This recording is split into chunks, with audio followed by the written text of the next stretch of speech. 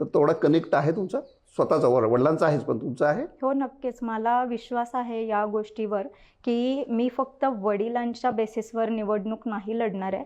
पण आज जेव्हा मी गावामध्ये माझा परिचय व्हावा लोकांना, याच्यासाठी जे कॅलेंडर वाटप आम्ही केलं की आता 2026 सुरू झालं, तर ते सुरू व्हायच्या अगोदर आम्ही कॅलेंडर वाटप केलं. त्याचा मेन मोटिव्ह हा होता की माझी ओळख घरोघरी जावी. पण जर मी खरीच राजकारणी असते तर मी 4 लोक हायर केली असती, त्यांना म्हटलं असतं वाटून या. बरोबर. पण मला कनेक्ट लोकांशी वाढवायचा नव्हता निवडणुकीसाठी, but I wanted to know की वडिलांबद्दल काय विचार करतात मला डेफिनेटली माहिती आहे.